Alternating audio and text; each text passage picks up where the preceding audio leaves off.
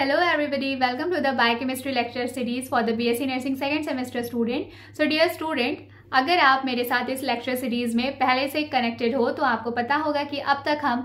First जो आपका unit है बायोकेमिस्ट्री का दैट इज कार्बोहाइड्रेट, उसमें 3 लेक्चर हम ऑलरेडी डिस्कस कर चुके हैं। बट आज आप ये फर्स्ट टाइम इस लेक्चर सीरीज में आए हो तो मैं आपको बता दूं कि इस चैनल पे अभी प्रेजेंट टाइम में मैं बीएससी नर्सिंग सेकेंड सेमेस्टर के बच्चों के लिए biochemistry lecture series free of cost चला रही हूँ, जिसमें मैं कोशिश करती हूँ कि मैं आपके लिए बेस्ट लेक्चर वीडियो अपलोड कर पाऊँ और जिसमें मैं आपको नोट्स भी प्रोवाइड करती हूँ। ठीक है, तो अब तक बायोकेमिस्ट्री में हमने कार्बोहाइड्रेट में जितना कुछ भी डिस्कस किया है उन सारे लेक्चर्स का लिंक मैं इस वीडियो के कमेंट सेक्शन में पिन कर दूंगी। तो अब तक के जो हमारे 3 लेक्चर हुए हैं उस लेक्चर को आप देख लीजिएगा। साथ ही साथ टेलीग्राम चैनल का लिंक भी मैं इस वीडियो के कमेंट सेक्शन में पिन कर दूंगी। आप मेरे टेलीग्राम चैनल को जरूर से उस पर मतलब टेलीग्राम चैनल को ज्वाइन कर लीजिए, क्योंकि जो नोट्स की पीडीएफ है वो आपको उस चैनल पे ही मिलेगी, टेलीग्राम पे ही मिलेगी। ठीक है, और आज के लिए इस वीडियो में हम जो डिस्कस करने वाले हैं कार्बोहाइड्रेट, जो हमारा बायोकेमिस्ट्री का फर्स्ट यूनिट है, ये इस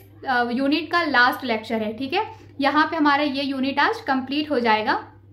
तो प्रीवियस लेक्चर्स पे एक स्टूडेंट का कमेंट था जिनका ये डाउट था कि मैं जितना कुछ आपको बता रही हूँ क्या वो एग्जाम के पॉइंट ऑफ व्यू से सफिशिएंट है, क्या नोट्स में उतना कुछ इनफ है। तो स्टूडेंट, मैं आपके लिए आज का जो वीडियो है मैंने पहले आपके लिए हैंड रिटन नोट्स बनाई है। ठीक है, और उस नोट्स को ही मैं ऑन स्क्रीन शेयर करके एक्सप्लेन करूंगी, जिससे आपको आइडिया लग जाएगा कि जितना कंटेंट मैं आपको पढ़ा रही हूँ उतना कंटेंट अगर आप नोट्स में लिखते हो या फिर उस नोट्स को आप पढ़ करके एग्जाम में जाते हो तो आप कितना पेज लिख पा रहे हो, वो कंटेंट कितना कुछ क्या क्या कवर कर रहा है। ठीक है, तो वीडियो को एंड तक देखिएगा। जो भी डाउट आएगा मुझसे कमेंट सेक्शन में जरूर पूछिएगा। And most important, Telegram channel को आप प्लीज ज्वाइन कर लो, क्योंकि जितने भी नोट्स के पीडीएफ हैं वो आपको वहीं मिलेंगे। और चैनल को सब्सक्राइब करके बेल आइकन पे जरूर क्लिक कर लीजिएगा, जिससे अपकमिंग लेक्चर्स के सारे वीडियोस की नोटिफिकेशन आपको टाइम टू टाइम मिलती रहे। ठीक है, और एक बहुत ही मोस्ट इंपॉर्टेंट बात, biochemistry, nutrition and foundation of nursing second as well as first आपका बीएससी नर्सिंग सेकेंड सेमेस्टर का सिलेबस है। ठीक है, तो ये सारा चीज हमें आपके सेमेस्टर एग्जाम के पहले कवर करना है। तो मैं प्लान कर रही हूँ ऐसा कि मैं बायोकेमिस्ट्री का एक 1 शॉर्ट वीडियो लेक्चर आपके लिए लेके आऊँ, जिसमें एक वो वीडियो थोड़ी लेंदी होगी, मे बी 1-2 घंटे की वीडियो रहे, बट उसमें हम पूरे बायोकेमिस्ट्री का जो आपके एग्जाम के पॉइंट ऑफ व्यू से इंपॉर्टेंट है उसमें से ही आपके एग्जाम के लिए आएगा। मैं सोच रही हूँ कि मैं आपके लिए एक 1 शॉर्ट लेक्चर रेडी करूँ और वो मैं एक ही लेक्चर में आपको पढ़ा दूँ। तो इससे क्या होगा कि आपका बायोकेमिस्ट्री एक साथ पूरा कवर हो जाएगा एंड देन फिर हम न्यूट्रिशन और फिर फाउंडेशन ऑफ नर्सिंग पे फोकस कर लेंगे, क्योंकि जो बीएससी नर्सिंग सेकेंड सेमेस्टर का ज़्यादा सिलेबस है वो आपका न्यूट्रिशन और फाउंडेशन ऑफ नर्सिंग से ही है। बायोकेमिस्ट्री न्यूट्रिशन के साथ ही आएगा, जो अराउंड 25 या 35 मार्क्स का ही सिर्फ रहता है। बट हाँ, पास होना बायोकेमिस्ट्री में भी ज़रूरी है। ठीक है, तो बायोकेमिस्ट्री 1 शॉर्ट लेक्चर आप चाहते हो या फिर आपको पर यूनिट का सेपरेट लेक्चर चाहिए, आप प्लीज़ मुझे ये चीज़ बताइएगा कमेंट सेक्शन में। अभी के लिए मैं हैंड रिटन नोट्स आपको एक्सप्लेन कर रही हूँ इस वीडियो में, ये पूरी वीडियो को देखिए, नोट्स को पढ़िए। अगर आपको ये पीडीएफ वाला जो मेरा टेक्निक है पढ़ाने का ये सही लगेगा तो आप मुझे बताइएगा, हम इसी टेक्निक को मतलब कंटिन्यू रख करके बायोकेमिस्ट्री पूरी कवर कर लेंगे। या फिर अगर ये आपको सही नहीं लगा, प्रीवियस लेक्चर्स मैंने जिस तरीके से पढ़ाए हैं ऑन स्क्रीन आपको नोट्स शेयर करके in the form of text, digital text, अगर आपको वो डिजिटल टेक्स्ट वाली वीडियोस अच्छी लगी तो आप मुझे वो बताइएगा। उसके आपके आंसर, आपके रिप्लाई के अकॉर्डिंग ही मैं अब जो अपकमिंग लेक्चर्स होंगे उस अकॉर्डिंग ही मैं आपको पढ़ाऊंगी। ठीक है, तो अभी के लिए बिल्कुल सिंसियर अलर्ट हो करके आज का जो हमारा टॉपिक है that is investigation of diabetes, इसको अच्छे से देखिए। आज के वीडियो में हम इन्वेस्टिगेशन ऑफ डायबिटीज, ठीक है, HbA1c test and at last hypoglycaemia and its causes के बारे में हम डिस्कस करेंगे। और इस लेक्चर के साथ आपका बायोकेमिस्ट्री का first unit that is carbohydrate complete हो जाएगा। तो इस लेक्चर को अगर हम काउंट करें तो कार्बोहाइड्रेट टोटल हमने 4 लेक्चर में कवर किया है। बाकी जो भी प्रीवियस लेक्चर हैं बायोकेमिस्ट्री के उसका लिंक इस वीडियो के कमेंट सेक्शन में पिन होगा, साथ ही साथ टेलीग्राम चैनल का भी लिंक कमेंट में पिन होगा। आप वीडियोस भी देख लेना और टेलीग्राम चैनल पे ज्वाइन कर लेना, क्योंकि जो पीडीएफ फॉर्म में नोट्स है मैं ऑलरेडी चैनल पे शेयर कर चुकी हूँ। ठीक है, सो चलो स्टूडेंट, अभी हम लेक्चर स्टार्ट करते हैं। Okay, so dear students, let's discuss about the investigation of diabetes mellitus with the help of the handwritten notes. So वह सबसे पहले जो डायबिटीज़ मेलाइटस को हम चेक करने के लिए अगर कोई ऐसा इन्वेस्टिगेशन परफॉर्म करते हैं आपके सिलेबस के अकॉर्डिंग, जो आपके बीएससी नर्सिंग सेकेंड सेमेस्टर में सिलेबस दिया है, तो उसमें हमें पढ़ना है OGTT टेस्ट के बारे में एंड देन कर्व्स के बारे में, ठीक है, फिर आपका HbA1c टेस्ट के बारे में, ठीक। तो 1 बाय 1 हम इन सारे टेस्ट को डिस्कस करेंगे कि ये क्या है, जिसमें से कि सबसे पहले हम डिस्कस करेंगे OGTT, that is oral glucose tolerance test, ठीक है। तो ओरल ग्लूकोज टॉलरेंस टेस्ट क्या होता है? Oral glucose tolerance test is a medical diagnostic test use to evaluate how efficiently the body processes glucose. जैसे कि मैंने आपको बताया था कि मतलब प्रीवियस लेक्चर में हम डिस्कस किए थे कि हमारी बॉडी में जितना भी ग्लूकोज बन रहा है, जो भी हम फूड इंटेक कर रहे हैं, कार्बोहाइड्रेट इंटेक कर रहे हैं, उसकी हेल्प से हमारी बॉडी में जितना भी ग्लूकोज बन रहा है, उस ग्लूकोज का सही तरीके से मेटाबोलाइजेशन हो जाना ज़रूरी है, उस ग्लूकोज का सही से डाइजेशन और एब्जॉर्प्शन होना ज़रूरी है। नहीं तो क्या होगा, अगर ज़्यादा अमाउंट में ग्लूकोज हमारी बॉडी में स्टोर होगा तो हमको डायबिटीज़ जैसे बीमारी होगी, अदरवाइज़ अगर ग्लूकोज मिलेगा नहीं तो हमको हाइपोग्लाइसीमिया हो जाएगा। इसलिए ओवरऑल कंक्लूज़न यही है कि हमारी बॉडी में जितना भी ग्लूकोज बन रहा है उसका सही से मेटाबोलाइजेशन होना बहुत ज़रूरी है, मेटाबोलाइजेशन, और वो हो रहा है कि नहीं हो रहा है, जो जितना हमारी बॉडी को ग्लूकोज चाहिए उतना ग्लूकोज मिल रहा है या नहीं मिल रहा है, ये सब टेस्ट करने के लिए पता करने के लिए हम एक टेस्ट परफॉर्म करते हैं, that is oral glucose tolerance test, ठीक है। फिर उसके बाद अगर इसके यूज़ की बात करी जाए कि ये टेस्ट क्यों परफॉर्म किया जाता है, तो ये टेस्ट ये डायग्नोज करने के लिए या फिर ये पता करने के लिए परफॉर्म किया जाता है, हम जिसके ऊपर परफॉर्म कर रहे होते हैं कि कहीं उसको डायबिटीज़ तो नहीं है, या फिर प्री डायबिटीज़ मतलब जो डायबिटीज़ होने के पहले जो रिस्क फैक्टर्स, जो सिम्टम्स दिखाई देते हैं उसको डायग्नोज करने के लिए, साथ ही साथ जेस्टेशनल डायबिटीज़। तो जो बच्चे मेरे प्रीवियस लेक्चर देखे होंगे उनको पता होगा कि जेस्टेशनल डायबिटीज़ क्या होता है बच्चों, जब कोई मदर प्रेग्नेंट होती है, ठीक है, जब कोई फीमेल इंडिविजुअल प्रेग्नेंट होती है तो प्रेगनेंसी के दौरान अगर उसे डायबिटीज़ होता है, उसका शुगर लेवल बढ़ा रहता है, तो उस कंडीशन को हम जेस्टेशनल डायबिटीज़ बोलते हैं। मतलब कि प्रेगनेंसी के पहले उसको कभी भी हाई शुगर का प्रॉब्लम नहीं था, लेकिन जब से प्रेगनेंसी कंसीव हुई है उस वक्त से उसको शुगर उसका बढ़ रहा है, उसको डायबिटीज़ के सिम्टम्स दिख रहे हैं, उसको डायबिटीज़ है, तो उसको हम जेस्टेशनल डायबिटीज़ बोलते हैं। क्योंकि ये प्रेगनेंसी के टाइम पे हुआ है, ठीक। आई होप इतना आपको समझ में आया होगा। तो ओरल ग्लूकोज टॉलरेंस टेस्ट क्या होता है ये पता करने के बाद अब हम चलते हैं कि इस ओरल ग्लूकोज टॉलरेंस टेस्ट को हम किस तरीके से परफॉर्म करते हैं। तो इसका प्रोसीजर क्या होता है, सबसे पहले तो जिस पेशेंट का ओरल ग्लूकोज टेस्ट करना है, मान लो आप जितने बजे कर रहे हो उस टाइम से लगभग 8 से 12 घंटे तक, ठीक है, उस जो भी पर्सन है जिसका टेस्ट होना है उसको 8 से 12 घंटे पहले, मतलब जितने, मान लो अगर आपको दोपहर के 2 बजे ये टेस्ट परफॉर्म करना है तो मतलब उसके 8 से 12 घंटे पहले तक से वो भूखा होना चाहिए, ठीक है, वो कुछ खाया नहीं होना चाहिए। मान के चलो अगर दोपहर के 2 बजे हो रहा है तो रात के 2 बजे से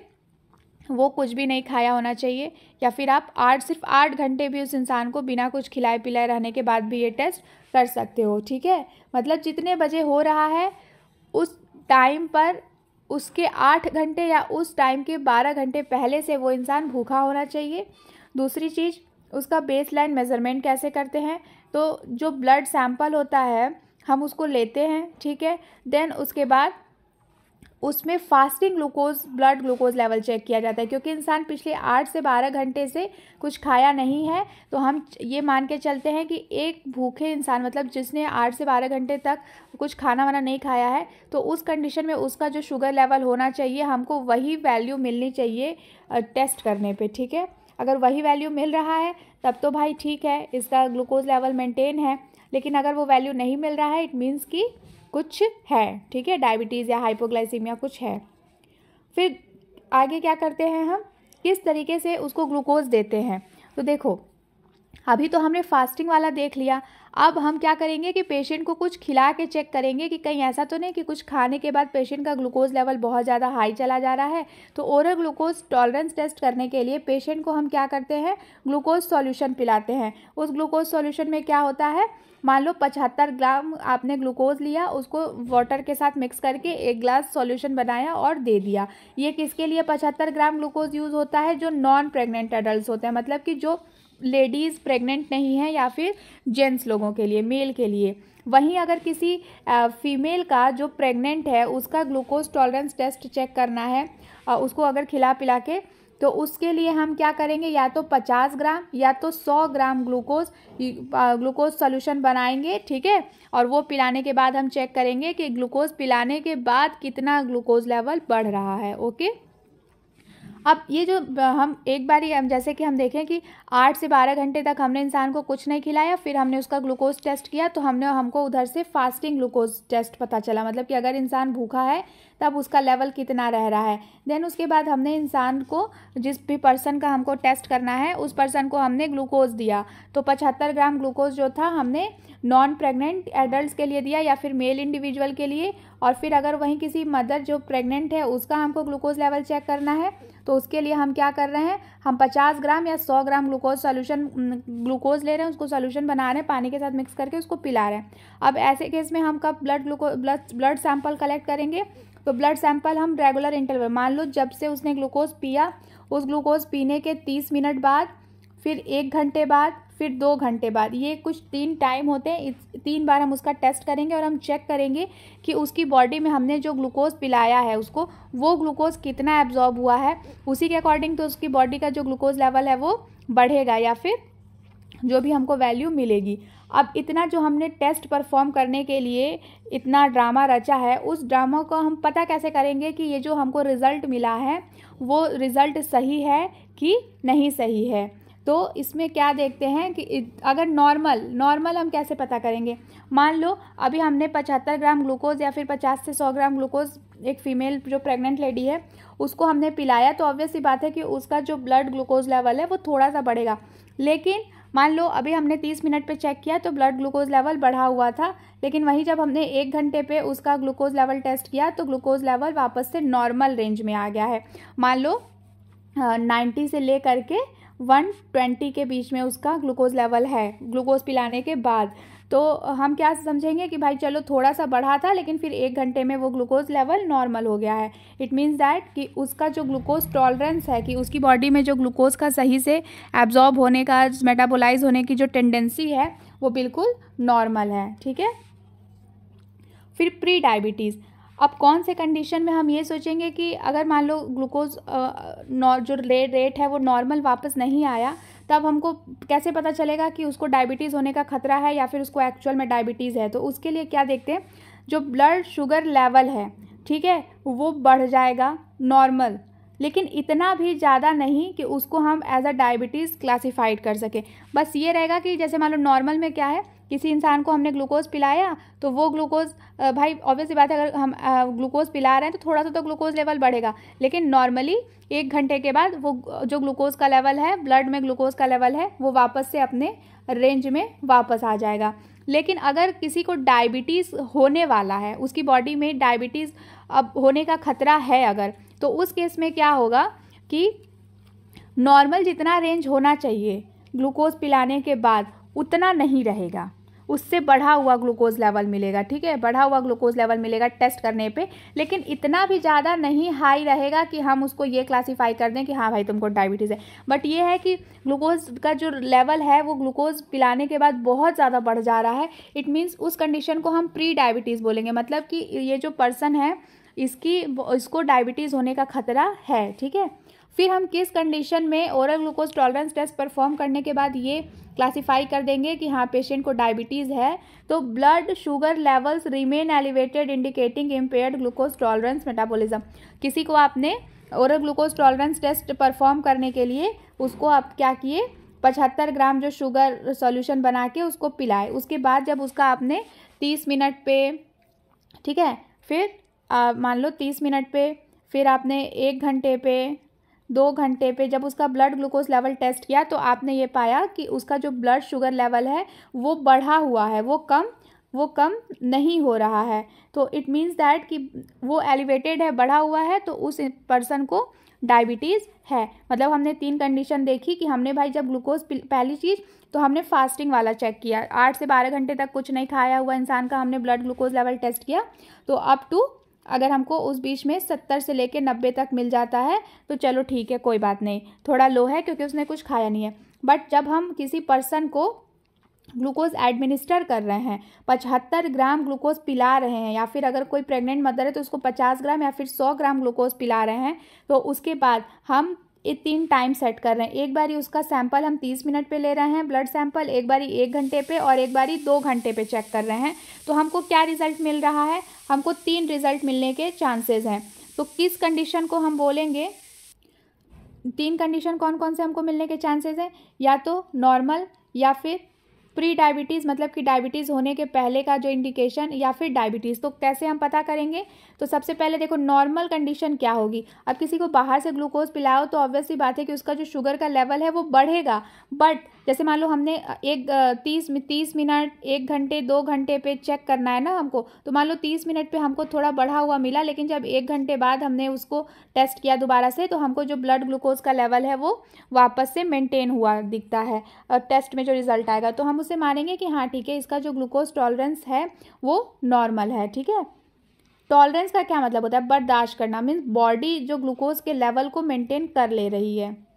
फिर प्री डायबिटीज़ कैसे हम कहेंगे कि पेशेंट को डायबिटीज़ होने के चांसेस हैं, मान लो जब हमने उसको ग्लूकोज का क्या किया था, एडमिनिस्टर किया था, तो 30 मिनट पे फिर हमने जब चेक किया एडमिनिस्टर ग्लूकोज पिलाने के बाद, तो हमको जो ग्लूकोज का लेवल है वो बढ़ा हुआ मिला। फिर 1 घंटे पे चेक किया हमने तो भी हम लेवल जो है वो डाउन नहीं आया, वो इंक्रीज़ ही था, बढ़ा हुआ ही था, लेकिन इतना भी ज़्यादा नहीं बढ़ा था कि हम उसको कह दें कि डायबिटीज़ है। मान लो 1 घंटे तक बढ़ा रहा, लेकिन फिर 2 घंटे पे हमने चेक किया तो जो ग्लूकोज का लेवल है वो धीरे धीरे मेंटेन होना शुरू हो गया, बट 1 घंटे तक तो बढ़ा हुआ था ना। इससे हम ये सस्पेक्ट करते हैं कि पेशेंट अगर अपने डाइट का ध्यान नहीं रखेगा तो उसको डायबिटीज़ होने का कंडीशन है, मतलब कि प्री डायबिटीज़ के पहले होने वाले इंडिकेशंस हमको बॉडी से मिल रहे हैं। मतलब हम कहेंगे कि भाई तुमको डायबिटीज़ होने का चांसेस है, इसलिए तुम अपना खान पान का ध्यान रखो। देन डायबिटीज़ एक्चुअल में हम कैसे आइडेंटिफाई करेंगे ओरल ग्लूकोज टॉलरेंस टेस्ट का कि हाँ पेशेंट को डायबिटीज़ है। मान लो आपने किसी पेशेंट को, जिसका भी आपको टेस्ट करना है, उसको 75 ग्राम ग्लूकोज सॉल्यूशन पिला दिए आप, ठीक है। फिर उसके बाद आपने जब 30 मिनट पे चेक किया, फिर आपने 1 घंटे पे चेक किया, देन आपने 2 घंटे पे चेक किया, तो जो पेशेंट का ग्लूकोज लेवल था वो बढ़ता ही जा रहा था, ठीक है, या फिर बढ़ा हुआ था। मान लो आपको 150 या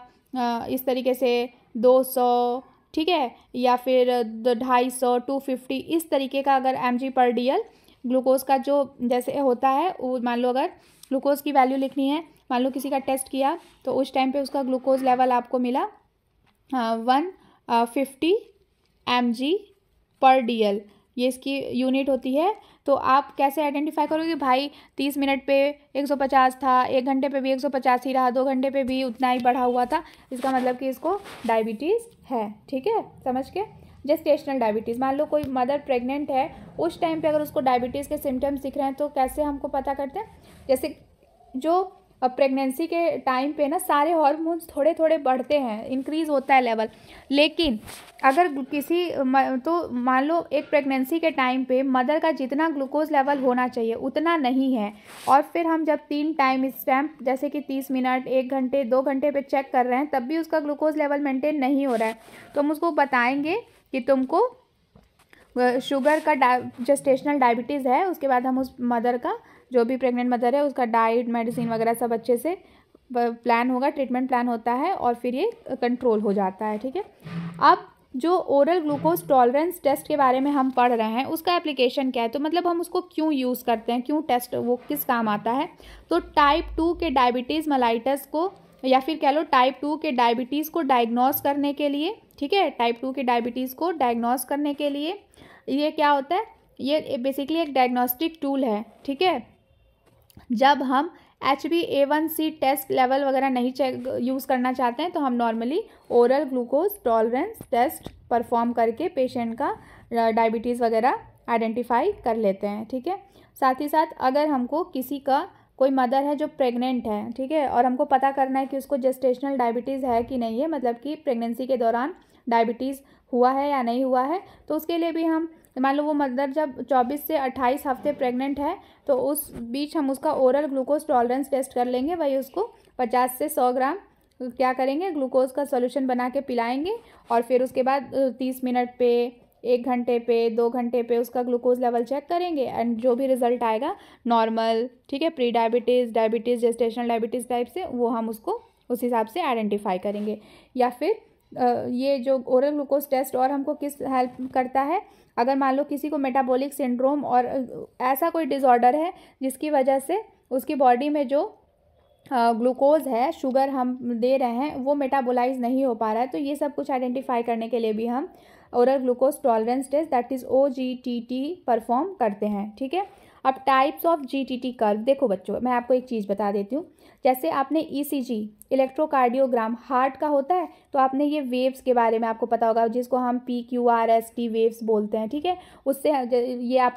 क्लास 11 की NCERT में भी पढ़े होंगे आप। ठीक है, PQRST वेव, तो ये जैसे वेव्स का हम ग्राफिकल रिप्रेजेंटेशन के हिसाब से पता करते हैं ना कि जो हार्ट के वाल्स हैं वो सही से कॉन्ट्रैक्ट हो रहे हैं कि नहीं हो रहे हैं। ऐसे ही ग्लूकोज लेवल की स्टडी करने के लिए भी कर्व्स होते हैं। ठीक है, जैसे ग्राफिकल रिप्रेजेंटेशन, जो टेस्ट का रिजल्ट आता है उसका ग्राफिकल रिप्रेजेंटेशन, तो इसमें होता ये है कि जैसे नॉर्मल ग्राफ में क्या होता है, एक एक्स एक्सिस होता है और एक वाई एक्सिस होता है। इधर हम टाइम मेंशन करते हैं, ठीक है, जिसमें हम 30 minutes, 1 hour, 30 minute, 1 hour, 2 hour, और इधर ग्लूकोज का लेवल मेंशन होता है। फिर हम उस ग्राफ को जिस तरीके से रिजल्ट आया होता है कि कब ग्लूकोज लेवल बढ़ रहा है, फिर कितने घंटे पे कम हो रहा है, फिर उसके अकॉर्डिंग हम अपना रिजल्ट डिसाइड करते हैं जिस भी पर्सन का हम ग्लूकोज लेवल चेक किए रहते हैं। ठीक है, तो आपके सिलेबस में जो types of GTT curve that is the glucose tolerance test curve आपको जो पढ़ना है उसमें कितने हैं, तो 4 हैं। पहला है आपका मिनी GTT, देन है एक्सटेंडेड GTT, फिर है GCT,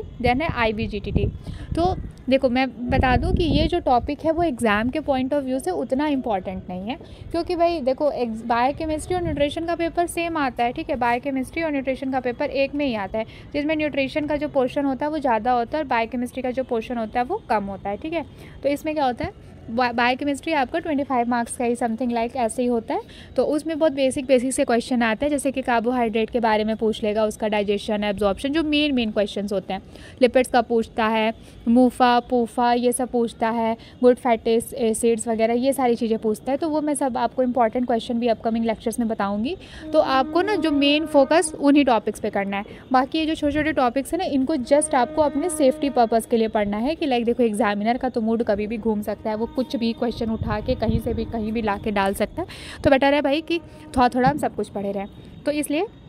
इन कर्व्स के बारे में मैं आपको थोड़ा थोड़ा बता देती हूँ। तो ग्लूकोज टॉलरेंस टेस्ट जो कर्व है ये क्या है, इसका थोड़ा डिस्क्रिप्शन देख लेते हैं। तो glucose tolerance test that is a GTT curve is a graphical representation of blood glucose levels, वही बातें जो मैंने आपको बताई हैं, measured at specific intervals during an OGTT that is oral glucose tolerance test. ठीक है, the curve reflects the body's ability to provide insights into glucose metabolism। वही बात है कि जैसे एक्स एक्सिस मान लो कोई पेशेंट है तो उसका 30 मिनट पे जो ग्लूकोज लेवल है वो इंक्रीज़ मिला अपने को, लेकिन फिर 1 घंटे पे वो डिक्रीज़ हो रहा था। तो इस तरीके से जो भी ग्राफ का कर्व आएगा उससे हम असेस करेंगे कि अच्छा जो ग्लूकोज लेवल है वो कब हाई हो रहा है, कब लो जा रहा है, फिर फाइनल हम उसका रिजल्ट एनालाइज कर सकते हैं। ठीक है, अब सबसे पहले हम अपने सबसे पहले कर्व को डिस्कस करते हैं, that is mini GTT, mini glucose tolerance test. तो ये वाला जो कर्व होता है ये बेसिकली क्या होता है, simplified version of the standard oral glucose tolerance test. ठीक है, it is often used for screening और preliminary evaluation of glucose metabolism, particularly in context where a full OGTT might not be practical. देखो नाम से ही clear है, mini GTT। Mini GTT का क्या मतलब है भाई, जब हमको नॉर्मली बस ऐसे चीज़ों को तुरंत रैपिडली असेस करना है तो हमको बहुत बड़ा टेस्ट परफॉर्म करने का, बहुत ज़्यादा चीज़ें एनालाइज करने की ज़रूरत नहीं है। हमको जस्ट नॉर्मल टाइम ड्यूरेशन पे ही हम असेस करके ग्राफिकल रिप्रेजेंटेशन पे रिजल्ट को ड्रॉ करेंगे एंड देन आइडेंटिफाई कर लेंगे कि अच्छा ठीक है चलो ग्लूकोज लेवल इस टाइम पे इतना मेंटेन हो जा रहा है। तो दैट्स इट। तो मिनी GTT यही होता है। ठीक है, बाकी इसका डिस्क्रिप्शन तो ऑन स्क्रीन में जो नोट्स मैंने बनाई है अपने लिए, वो मैं बनाई थी मैंने अपने लिए पढ़ने को, वो मैं आपके साथ ऑन स्क्रीन शेयर कर ही रही हूँ। तो आप देख लो, जहाँ पे मेरी बातें आपको समझ नहीं आ रही होंगी वहाँ आपको चीज़ें पढ़ के समझ में आ जाएंगी। ओके, देन इसके बारे में अगर थोड़ा सा और पढ़ें कि मिनी जीटीटी कर्व क्या होता है, उसके फीचर्स के बारे में पढ़ें, तो ये एक क्या करता है ना, ये एक सिंप्लीफाइड प्रोसीजर होता है। तो इसमें क्या होता है, a smaller glucose load is used, example 50 grams of glucose instead the 75 और 70 is used in a full GTT.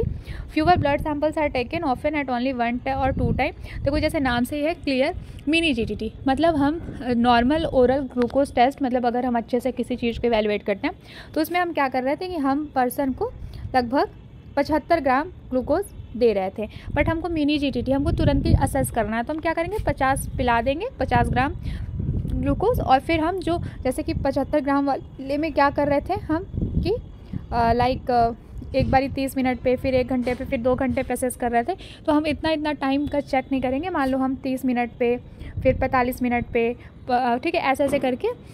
हम असेस कर लेंगे 1-2 बारी कि अच्छा चलो ठीक है, ज़्यादा सैंपल कलेक्ट नहीं करेंगे, 1-2 बार जस्ट चेक करेंगे, ग्लूकोज लेवल मेंटेन मिलेगा तो उतने पे आइडेंटिफाई कर लेंगे कि हाँ चलो ठीक है, या फिर लो हाई जैसा भी रिज़ल्ट आएगा हम तुरंत का जो भी हमारा रिज़ल्ट रहेगा उससे ही हम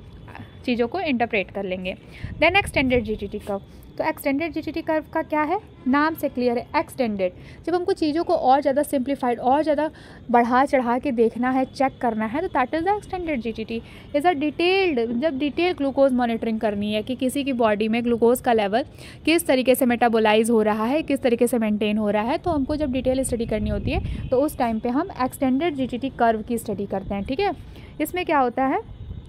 तो ये देखो, ये आप इसका देख लो, इसमें जैसे कि हम अभी तक क्या कर रहे थे, मिनी जीटीटी पे हम तुरंत मतलब 50 ग्राम थोड़ा सा ग्लूकोज पिला रहे थे और हम थोड़े से टाइम ड्यूरेशन में 30 मिनट 1 आवर वगैरह में चेक कर ले रहे थे। लेकिन नाम क्या है, एक्सटेंडेड, तो हम लॉन्ग टर्म में चेक करेंगे कि अगर हम 2 घंटे बाद भी अगर किसी का ग्लूकोज लेवल चेक कर रहे हैं तो वो कितना बढ़ा है या फिर कितना कम हुआ है। तो इस तरीके से मान लो हम जब लॉन्ग ड्यूरेशन पे चीज़ों को, मतलब एक बार उसको 75 ग्राम या 50 ग्राम जो भी जितना भी ग्लूकोज हमें उसको दिए हैं पेशेंट को, जिसका हम ग्लूकोज लेवल चेक कर रहे हैं, उसको एक बारी पिलाने के बाद बहुत टाइम के बाद, जैसे मान लो लगभग 2 घंटे के बाद हम उसका जब टेस्ट करेंगे, उसका ब्लड सैंपल कलेक्ट करेंगे, उसमें हम ब्लड ग्लूकोज लेवल चेक करेंगे, तो हमने क्या टाइम ड्यूरेशन को एक्सटेंड किया, हम 2 घंटे बाद चेक कर रहे हैं। तो जब हम एक्सटेंडेड टाइम को बढ़ा करके चेक करते हैं तो उसके बाद हम अगर उसका रिज़ल्ट ग्राफ पे बनाएंगे तो लाइक मान लो इस तरीके से बनेगा, इधर 30 मिनट, 1 घंटा, 2 घंटा का है, तो मान लो हमने 2 घंटे पे चेक किया है तो हमको इधर 2 घंटे पे ऐसे कुछ बहुत बड़ा सा एक्सटेंडेड डायरेक्शन में, एक्सटेंडेड मैनर में ग्राफ मिलेगा। तो इस तरीके से हम एक्सटेंडेड जीटीटी कर्व की हेल्प से जब हमको लॉन्ग ड्यूरेशन वाला 2-2 घंटे वाला टेस्ट करना होता है तब हम एक्सटेंडेड जीटीटी कर्व की हेल्प से ग्लूकोज लेवल की स्टडी करते हैं। ठीक है, अगर इसको थोड़ा और डिटेल में आप देखो तो इसमें क्या है, एक्सटेंडेड ग्लूकोज जो भी हमारा टेस्ट है कर्व है वो प्रोवाइड करता है insight into glucose metabolism by tracking key parameters such as the baseline fasting glucose. जो भी हमारे की पैरामीटर्स होते हैं कि फास्टिंग में कितना ज़्यादा हो रहा है, फास्टिंग मतलब मान लो किसी ने 8 घंटे 12 घंटे तक कुछ खाना नहीं खाया, फिर हम उसका ब्लड ग्लूकोज चेक कर रहे हैं तो कितना हमको मिल रहा है, या फिर हम किसी को 75 ग्राम ग्लूकोज पिला करके 2 घंटे बाद टेस्ट कर रहे हैं तो हमको उसका ग्लूकोज लेवल कितना मिल रहा है। तो ये सारी चीज़ें हमको पता कर चल जाती हैं। फिर उसके बाद क्या है, नॉर्मली देखो 30 से 60 मिनट का हम चेक करते हैं, बट हम एक्सटेंडेड जब टाइम को बढ़ा के 2 घंटे में चेक कर रहे हैं तो थोड़ा हमको अलग टाइप का ग्राफ वगैरह मिलता है। ठीक है, फिर इसमें क्या होता है, देखो अब इसके कुछ रिज़ल्ट की बात करते हैं कि किस कंडीशन में हम क्या क्या डिटेक्ट कर सकते हैं। मान लो किसी को आपने ग्लूकोज पिलाया, ठीक है, उसके 2 घंटे बाद जब आपने ग्लूकोज का लेवल उस इंसान का चेक किया और उसके ग्लूकोज का लेवल आपको 200 mg/dl के बराबर या फिर उससे ज़्यादा मिलता है, तब आप उसको क्या बोल सकते हो, उस कंडीशन को प्रोलॉन्ग्ड हाइपरग्लाइसीमिया, मतलब 2 घंटे से लगभग उसका ग्लूकोज बढ़ा हुआ है। और ऐसी कंडीशन में आप वो ये कंडीशन क्या इंडिकेट करता है कि शायद वो जो इंडिविजुअल है जिसको 75 ग्राम ग्लूकोज पिलाने के बाद 2 घंटे बाद हमने जब टेस्ट किया तब भी वो ग्लूकोज उसकी बॉडी में डाइजेस्ट नहीं हुआ, उसके ब्लड में ग्लूकोज का लेवल बढ़ा हुआ है। इसका मतलब कि उसको प्रोलॉन्ग्ड हाइपरग्लाइसीमिया है, इसका मतलब कि उसको डायबिटीज़ है या फिर होने के चांसेस हैं। ठीक है,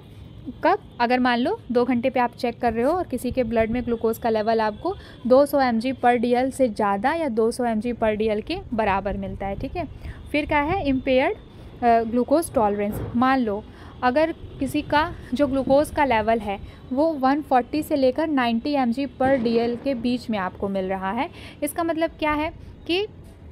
वो जो ग्लूकोज़ का लेवल है उसकी बॉडी सही तरीके से टॉलरेट नहीं कर पा रही है, कभी कभी बहुत ज़्यादा बढ़ जा रहा है, ठीक है, और कभी कभी बहुत ज़्यादा डाउन चला जा रहा है। तो इस तरीके से हम उसको इम्पेयर्ड ग्लूकोज टॉलरेंस बोलते हैं इस लेवल को। लेट हाइपोग्लाइसीमिया, मान लो आप किसी को ग्लूकोज दे रहे हो, ठीक है, उसके 2 से 4 घंटे के बाद आप चेक कर रहे हो तो उसका जो ग्लूकोज का लेवल है वो 70 mg/dl मिल रहा है। मतलब भाई आपने किसी को 75 ग्राम ग्लूकोज पिलाया है, उसके बाद भी अब 2-4 घंटे तक मान लो अगर नॉर्मली क्या रहेगा, ग्लूकोज मेंटेन हो जाएगा, ना तो बहुत ज़्यादा रहेगा ना ही बहुत ज़्यादा कम रहेगा। अगर बहुत ज़्यादा रहेगा तो उसको हाइपरग्लाइसीमिया, लेकिन बहुत कम अगर हो जा रहा है, इतना ग्लूकोज देने के बाद भी उसका ग्लूकोज लेवल कम हो जा रहा है तो उसको लेट हाइपोग्लाइसीमिया बोलेंगे हम, ठीक है, लेट हाइपोग्लाइसीमिया। तो ये कुछ कंडीशंस है जो वैल्यू कब कितनी आएगी तो क्या कंडीशन हो सकता है वो कुछ था, ठीक है। अब जीसीटी कर्व, जैसे हमने मिनी जीटीटी पढ़ लिया, एक्सटेंडेड जीटीटी पढ़ लिया, अब हम जीसीटी कर्व की बात करते हैं, that is glucose challenge test curve. तो ये क्या है, ये भी देखो, ये सारे जो कर्व हैं इनका एक ही काम है कि हम ग्लूकोज के लेवल को मॉनिटर कर रहे हैं, ठीक है। तो ये बेसिकली जो है, जो प्रेग्नेंट मदर्स होती हैं ये उनके लिए यूज़ होता है, ताकि हम ये आइडेंटिफाई कर लें कि कहीं उस मदर को जेस्टेशनल डायबिटीज़ का रिस्क तो नहीं है। तो जेस्टेशनल डायबिटीज़ क्या होती है बच्चों, आप अभी तक हमने लेक्चर पे कई बार जेस्टेशनल डायबिटीज़ डिस्कस कर लिया है कि जब कोई मदर प्रेग्नेंट होती है उस टाइम पे अगर उसको डायबिटीज़ हो जाता है, उसके प्रेग्नेंट होने के पहले उसको कभी डायबिटीज़ वगैरह नहीं था, जस्ट प्रेगनेंसी के टाइम पर डायबिटीज़ हुआ है, तो उसको हम जेस्टेशनल डायबिटीज़ बोलते हैं। तो जो प्रेग्नेंट मदर्स होती हैं उनको जेस्टेशनल डायबिटीज़ का रिस्क है कि नहीं है, ये सब कुछ चेक करने के लिए हम ग्लूकोज चैलेंज टेस्ट कर्व का यूज़ करते हैं, ठीक है। अब इसमें क्या करते हैं हम, मैंने पहले भी बताया था वीडियो के स्टार्टिंग में कि जो प्रेग्नेंट मदर्स होती हैं हम उनको जनरली 75 ग्राम ना दे करके 50 ग्राम दे करके भी चेक कर लेते हैं, ठीक है। 1 घंटे पे मान लो 50 ग्राम ग्लूकोज पिलाया, फिर 1 घंटे पे उनका सैंपल कलेक्ट किया और उसमें ब्लड ग्लूकोज लेवल हमने चेक किया कितना है, फिर जो भी रिज़ल्ट आता है उस हिसाब से हम आगे चीज़ों को एनालाइज करते हैं। तो रिज़ल्ट में क्या आ सकता है, कब हम नॉर्मल बोलेंगे, अगर आपने किसी प्रेग्नेंट मदर को 50 ग्राम ग्लूकोज दिया है, ठीक है, अब उनके 50 ग्राम ग्लूकोज पिलाने के बाद जब 1 घंटे के बाद आप चेक करोगे तो उनका जो ब्लड ग्लूकोज का लेवल है वो 140 mg/dl से या तो बराबर होना चाहिए या तो कम होना चाहिए, ठीक है, या तो 140 mg/dl के बराबर रहे या कम रहे। तो उस कंडीशन में आप बोलोगे कि ठीक है, वो जो प्रेग्नेंट मदर है उनका जो ग्लूकोज का ग्लूकोज का जो रेगुलेशन सिस्टम है बॉडी में वो बिल्कुल सही चल रहा है, क्योंकि 50 ग्राम देने के बाद भी 140 से कम ही रहा है, तो भाई चलो ठीक है, ग्लूकोज लेवल मेंटेन है। लेकिन अगर वहीं आपको 3 घंटे, मान लो आपने फिर 3 घंटे के बाद टेस्ट किया, अगर 50 ग्राम पिलाए ग्लूकोज, फिर उस प्रेग्नेंट मदर का टेस्ट आपने लगभग 1 से 3 घंटे के बाद किया और उस रिज़ल्ट में आपको 140 mg/dl से ज़्यादा ग्लूकोज लेवल मिलता है, मान लो 150 या 160 mg/dl मिलता है, इसका मतलब कि भाई इस प्रेग्नेंट मदर को जेस्टेशनल डायबिटीज़ का रिस्क है, तो आगे और अच्छे से 1-2 बार असेसमेंट किया जाए जिससे ये क्लियर हो सके कि सचमुच जेस्टेशनल डायबिटीज़ है, तो उसके अकॉर्डिंग जो मेडिसिन वगैरह है वो दे करके मदर और बेबी जो भी अनबॉर्न बेबी है जो मदर के वूम्ब में है उन दोनों की सेफ्टी इंश्योर की जा सके, ठीक है। देन इंट्रावेनस ग्लूकोज टॉलरेंस, देखो नाम से क्लियर है, इंट्रावेनस। अभी तक हम जो ग्लूकोज दे रहे थे वो ओरली ग्लूकोज दे रहे थे, ठीक है, कहीं 75 ग्राम सॉल्यूशन लाइक पानी में मिला के दे रहे थे या कहीं 50 ग्राम सॉल्यूशन बना के दे रहे थे, ठीक है। अब क्या करना है हमको, अब तो ओरली पिला रहे थे, देन हम कभी 30 मिनट पे, कभी 1 घंटे पे, कभी 2 घंटे पे, कभी 3 घंटे पे ग्लूकोज लेवल चेक कर रहे थे और जो क्या चांसेस कब हम normal, pre diabetic, late hypoglycaemia, ये सब चीज़ें हम आइडेंटिफाई कर रहे थे। लेकिन अब हम क्या करेंगे, ग्लूकोज को इंट्रावेनस देंगे, मतलब वेन्स के थ्रू देंगे। जैसे आप देखोगे हॉस्पिटल में एडमिट होते हैं पेशेंट, तो हम उनको वेन्स में वीगो लगाते हैं, है ना, वीगो लगाते हैं, फिर उसी वीगो के थ्रू हम उनको इंजेक्शन के थ्रू जो भी दवा वगैरह होती है हम वो देते हैं। तो इसमें क्या होता है, intravenous glucose tolerance test evaluates glucose metabolism by administering glucose directly into the blood stream bypassing the gastrointestinal tract. Directly blood stream में हम ग्लूकोज को इंसर्ट करते हैं, एडमिनिस्टर करते हैं। Then it measures blood glucose and insulin levels at intervals to assess beta cells function and insulin sensitivity। तो जो intravenous है, इंट्रावेनस ग्लूकोज टॉलरेंस टेस्ट है, ये हम कब करते हैं, जब हमको पेशेंट का ये चेक करना होता है कि बीटा सेल फंक्शन, मतलब देखो जब हम कार्बोहाइड्रेट का फर्स्ट लेक्चर डिस्कस कर रहे थे तो उसमें मैंने आपको बताया था कि जो कार्बोहाइड्रेट होती है वो हमारे पैनक्रियाज के बीटा सेल से जो हम मतलब कि इंसुलिन हमारे इंसुलिन हार्मोन जो हमारी बॉडी में प्रेजेंट होता है, जो हमारे ग्लूकोज के लेवल को मेंटेन करता है, वो हमारे पैनक्रियाज के बीटा सेल से सिक्रीट होता है। तो इंसुलिन का बनने के लिए पैनक्रियाज का बीटा सेल होना सही है। तो इसलिए हम इंट्रावेनस जब अगर किसी को ग्लूकोज चढ़ा करके उसका टेस्ट वेस्ट करते हैं तो उसका हमारा जो मोटिव होता है, हमारा जो एम होता है उस टेस्ट का, वो यही होता है कि हम चेक कर रहे होते हैं कि वो जो बीटा सेल है वो सही से काम कर रहा है कि नहीं कर रहा है। ठीक है, क्योंकि बीटा सेल सही से काम करेगा इसका मतलब इंसुलिन बनेगा तो ग्लूकोज का जो लेवल है वो ऑटोमेटिकली मेंटेन रहेगा। ठीक है, अब बात करते हैं HbA1c डेफिनेशन। देखो बच्चों, आज के लेक्चर में हम क्या डिस्कस कर रहे हैं कि हम डायबिटीज़ के लिए कौन कौन सा इन्वेस्टिगेशन परफॉर्म करते हैं, क्या क्या टेस्ट परफॉर्म करते हैं। तो अभी तक हमने ओरल ग्लूकोज टॉलरेंस टेस्ट के बारे में पढ़ा, जिसमें हमने कुछ कर्व्स पढ़े। ठीक है, अब कर्व्स क्या था, ग्राफिकल रिप्रेजेंटेशन था। आपके सिलेबस में मतलब एक और टेस्ट के बारे में दिया है जो है HbA1c, जिसका सिर्फ और सिर्फ आपको डेफिनेशन देखना है अकॉर्डिंग टू योर सिलेबस। तो HbA1c और ग्लाइकेटेड हेमोग्लोबिन, ध्यान से देख लो, HbA1c वो क्या बोलते हैं, ग्लाइकेटेड हेमोग्लोबिन बोलते हैं। ये MCQ में आ सकता है। Is a form of haemoglobin that is chemically linked to glucose. तो जो HbA1c एक टाइप का इन्वेस्टिगेशन टेस्ट होता है जो कि ग्लूकोज को चेक करने के लिए होता है। ठीक है, इसमें क्या होता है, it provides a measure of average blood glucose levels over the past 2-3 months. मतलब देखो, ये टेस्ट ना काफ़ी डीप इवैल्यूएशन के लिए होता है कि पिछले 2-3 महीने में ब्लड में ग्लूकोज का लेवल क्या रहा है, किस तरीके से, कब हाई हुआ है, कब लो हुआ है। जब हमको ये सारी चीज़ें पता करनी होती हैं तब हम कौन सा टेस्ट कराते हैं, तब हम उस कंडीशन में HbA1c टेस्ट परफॉर्म करते हैं। और देन हम ये आइडेंटिफाई करते हैं कि जिस पर्सन का टेस्ट हम कर रहे हैं पिछले 2 से 3 महीने में उसका ब्लड ग्लूकोज लेवल कब क्या रहा है। ठीक है, तो इस HbA1c के बारे में ये डिस्क्रिप्शन ऑन स्क्रीन है जो कि हैंड रिटन नोट्स है मेरी। अब हम आगे बढ़ते हैं। तो HbA1c का कुछ वो देख लो आप। मान लो अगर पिछले 2 से 3 महीने का जब एवरेज निकलता है तो उसमें जो वैल्यू है वो अराउंड 5.7% है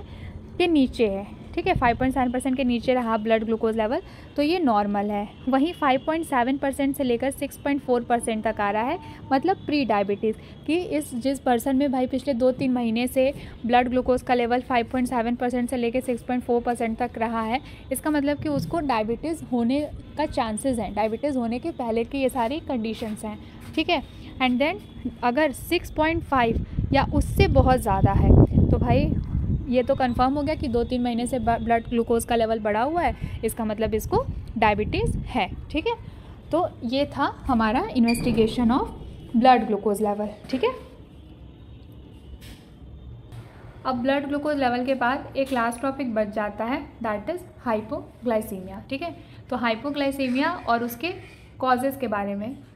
अब देखते हैं, हाइपोग्लाइसीमिया और उसके कॉज। तो हाइपो, यहाँ पे जो हमको वर्ड देखने को मिल रहा है हाइपो, जो स्टूडेंट्स मेरे साथ पहले से लेक्चर सीरीज़ में कनेक्टेड हैं उनको पता होगा कि जब भी हाइपो होता है उसका मतलब होता है लो, और जहाँ पे हाइपर होता है उसका मतलब होता है हाई। ठीक है, हाइपर मतलब हाई और हाइपो मतलब लो। तो यहाँ पे हाइपो है इसका और ग्लाइसीमिया मतलब कि ग्लूकोज लेवल। तो ग्लूकोज लेवल कम होने की कंडीशन को हम क्या बोलते हैं, हाइपोग्लाइसीमिया। तो हाइपोग्लाइसीमिया क्या है, condition characterised by abnormally low blood glucose sugar levels typically below 70 mg/dl। जब 70 mg/dl से कम ग्लूकोज लेवल होता है तो हमको क्या हम कहते हैं, मतलब काफ़ी लंबे टाइम से एक पेशेंट है या एक इंडिविजुअल है जिसका जब भी ग्लूकोज लेवल चेक किया जा रहा है 70 mg/dl से कम ही है, इसका मतलब कि उसको क्या है, हाइपोग्लाइसीमिया है, लो ग्लूकोज लेवल है। ठीक है, इसके क्या क्या कॉजेज़ हो सकते हैं। तो देखो, इसके कॉजेज़ को हमने 2 पार्ट में डिवाइड किया है, एक तो डायबिटीज़ रिलेटेड कॉजेज़, एक नॉन डायबिटीज़ रिलेटेड कॉजेज़। मान लो जो डायबिटीज़ के पेशेंट होते हैं ज़रूरी नहीं है कि उनका ग्लूकोज लेवल हमेशा हाई ही रहे, कभी कभी होता है कि ग्लूकोज लेवल लो चला जाता है। तो मान लो कोई एक ऐसा स्टूडेंट, एक ऐसा पेशेंट जिसको पहले से डायबिटीज़ है और उसको डायबिटीज़ होने की वजह से अगर हाइपोग्लाइसीमिया हो रहा है तो उसके क्या क्या कॉजेज़ हो सकते हैं। मान लो उसको एक्सेसिव अमाउंट में इंसुलिन दे दिया गया है, तो जब इंसुलिन का अमाउंट बढ़ेगा तो ऑब्वियस सी बात है जितना भी ग्लूकोज लेवल उसकी बॉडी में प्रेजेंट होगा उस ग्लूकोज लेवल को इंसुलिन एब्जॉर्ब कर लेगा। ठीक है, इंसुलिन, तो जैसे कि एक्सेस इंसुलिन हमने उसको दिया है तो ऑब्वियस सी बात है जितना भी एक्स्ट्रा ग्लूकोज लेवल है उसकी बॉडी में वो तो एब्जॉर्ब होगा ही, लेकिन इंसुलिन का अमाउंट अगर ज़्यादा हो गया है तो जो ग्लूकोज़ है वो क्या करेगा,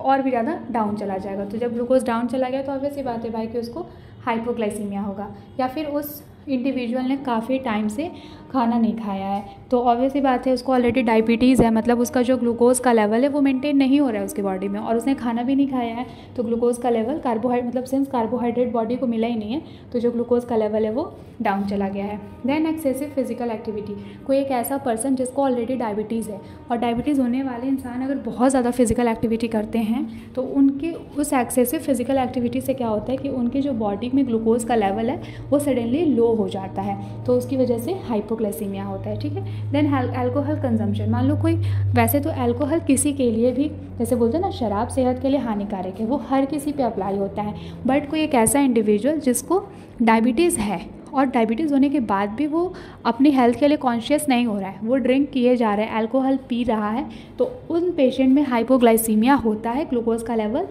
सडनली डाउन हो जाता है। ठीक है। अब नॉन डायबिटीज़ कॉजेज़ देखते हैं, मीन्स एक ऐसा इंडिविजुअल जिसको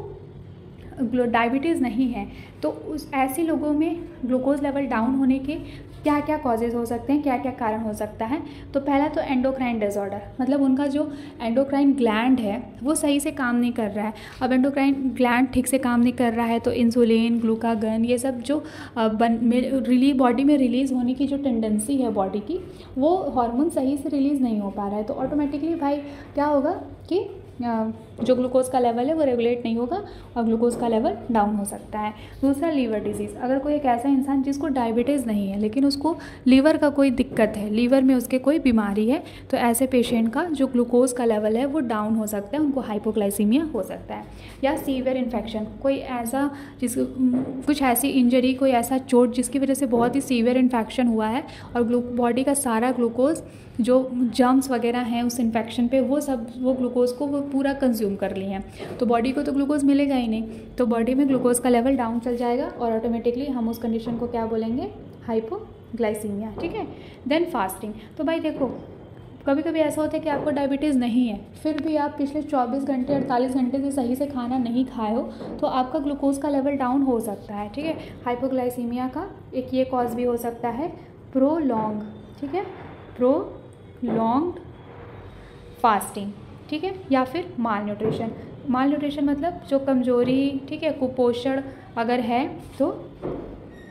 कमज़ोरी और कुपोषण की वजह से भी ग्लूकोज का लेवल कभी कभी डाउन चला जाता है। ठीक। सो ये था आज का हमारा लेक्चर। तो भाई कुछ बच्चों को ऐसे डाउट रहता है ना कि ये नोट्स सफिशिएंट है या नहीं है, तो इसलिए मैंने जो कंटेंट था उसका प्रॉपर नोट्स बना करके हैंड रिटन नोट्स मैंने पहले बनाया, देन उस नोट्स को मैंने PDF में कन्वर्ट किया और फिर उस PDF को ऑन स्क्रीन मैं इस लेक्चर में आपके साथ शेयर की हूँ। आज के लेक्चर के लिए इतना ही। तो ये PDF, ये हैंड रिटन नोट्स आपको कैसा लगा, लेक्चर कैसा लगा, ये सब मुझे कमेंट सेक्शन में ज़रूरी बताइएगा, और साथ ही साथ आपको कोई भी डाउट आता है तो let me know in the comment section. अभी के लिए चैनल को फटाफट से सब्सक्राइब कर लीजिए क्योंकि बहुत ज़्यादा इंपॉर्टेंट है। सब्सक्राइब करो, लाइक करो और मोस्ट इंपॉर्टेंट बेल आइकन पे क्लिक कर लेना जिससे अपकमिंग लेक्चर्स की सारी नोटिफिकेशन आपको मिलती रहे। ओके, ठीक है, तो चलो अपना ध्यान रखो, हम जल्दी मिलेंगे नेक्स्ट लेक्चर में।